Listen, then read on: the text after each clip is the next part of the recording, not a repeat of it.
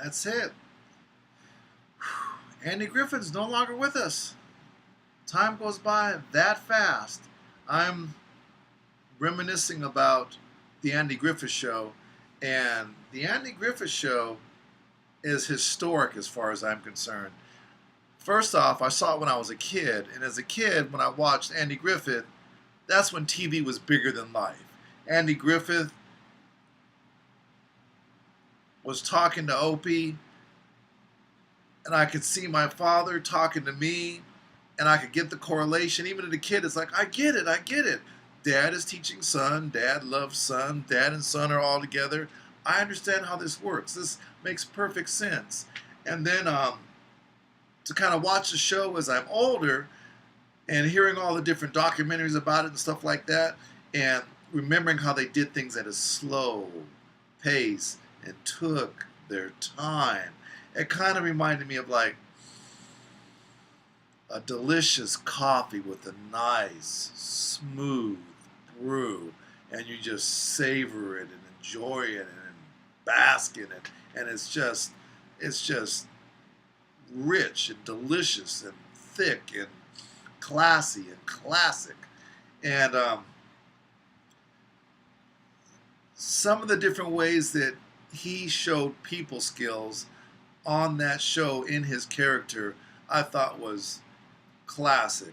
How he met Barney Fife feel special, even though Barney Fife felt inept and didn't feel like a true sheriff sometimes with the one bullet that he wasn't allowed to put in his gun.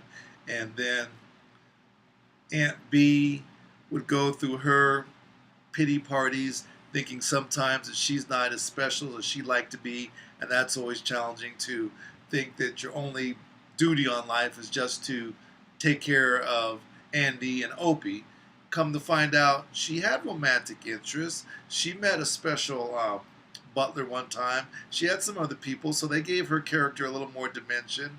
Watching all Andy's romantic ventures, because he was the big dog in town, so of course he's going to have some adventures.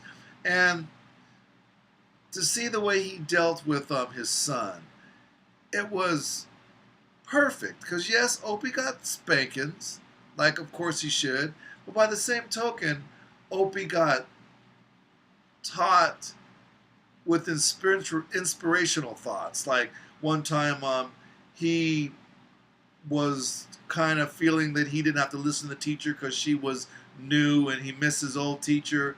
And when he gave that story to his dad, he only got half the story.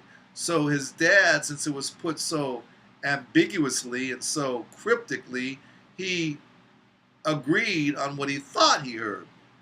But once the teacher came in and said the rest of the story, well then that's when Andy had to get a little more creative and saying, you know what, you guys should be called Paul Revere and the Raiders.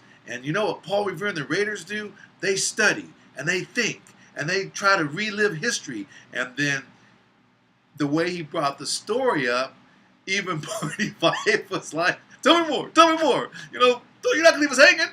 And his whole premise was to get the kids to be hungry for history, to get the kids to want to know the stories, to get the kids to want to get in discussions, to get debates, and participate in the class discussion in class. And he achieved that, and it was so huge.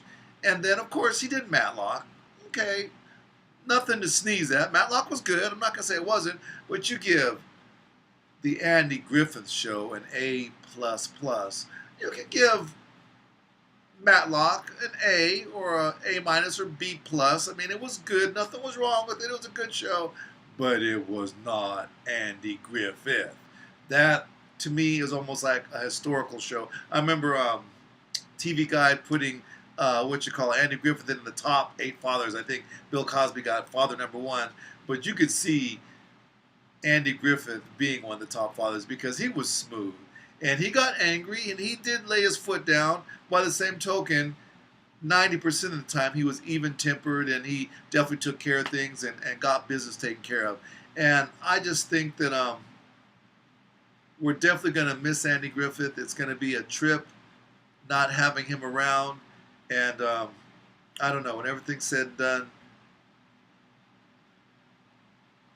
things happen for a reason, and he thoroughly entertained us. I think his career started in 1955 when he was able to. He was born in 1926, so his career got going in 1955. But then he was doing like little acting jobs and things of that sort. He really kicked butt when he got on the the Andy Griffith Show, and he did that in the 60s. He did it for about seven seasons or whatever. I remember when it was his what he thought was going to be the last season. I think it was like in 67 season. He was done. He was going to call it quits, go do something different, and say move on.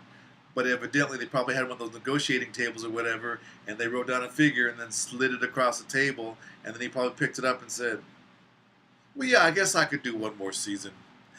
So he did that last season in 68, the 67, 68 season, and that was one of his top seasons. That's when he came in #1, and Andy Griffith Show left on top. How perfect. But don't get it twisted. The 7 seasons they did do, they always were in the top 10. So it could be like, first place their last season, maybe third place the season before, second place. We're always in the top 10.